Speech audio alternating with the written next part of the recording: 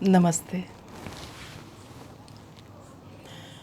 अब तो करम का हाथ बढ़ा दे मेरे अजीज़, अब तो करम का हाथ बढ़ा दे मेरे अजीज़, एक उम्र हो गई तेरे दर पे खड़े हुए। कितने ऋषि मुनि महापुरुष तपस्या करते करते थक जाते हैं, लेकिन उन्हें उनके लक्ष्य की प्राप्ति नहीं होती।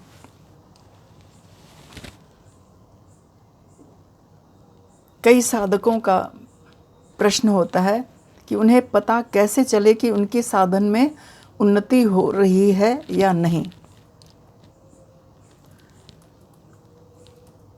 तो हमारे गुरुदेव स्वामी शिवम तीर्थ जी महाराज जी इसका उत्तर देते थे। कहते थे, साधना को जगत व्यवहार में उतारो। साधना को जगत व्यवहार में उतारना ही होगा। साधना में प्रगति का मापदंड केवल क्रियाएं ही नहीं हैं। क्रियाएं हैं, लेकिन क्रियाएं ही नहीं है। आप जगत में रहकर किस प्रकार व्यवहार करते हैं। आपका काम, क्रोध, लोभ, मोह और ईर्ष्या, द्वेष कम हुआ है या नहीं। आप में सहन शक्ति है या नहीं। किसी की निंदा करने में, सुनने में आपको कितना रस आता है। आत्म परीक्षण से ये पता चल जाएगा कि आपकी साधन में क्या स्थिति है। इसी बात को लक्ष्मण गीता में भी कहा गया है।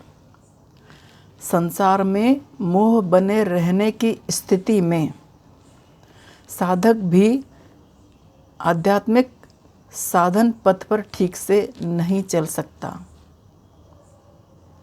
यदि लक्ष्य परमात्मा प्राप्ति है तो एक परमात्मा ही सत्य है। फिर जगत के लाभ हानि स्वप्नवत हैं। प्रारब्धानुसार आने वाले सुख दुखों को निर्लिप्त भाव से सहन करते हुए अगले संस्कार नहीं बनाने हैं तो साधन करते रहने में और अगले संस्कार नहीं बनाने, इसमें क्या करना होगा हमें।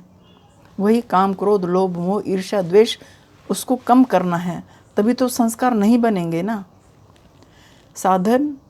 साधक की साधन दिशा ठीक चल रही है या नहीं, इसकी जांच नित्य अनित्य के जागृत विवेक द्वारा ही हो सकती है। ईश्वर ने हमें विवेक दिया है।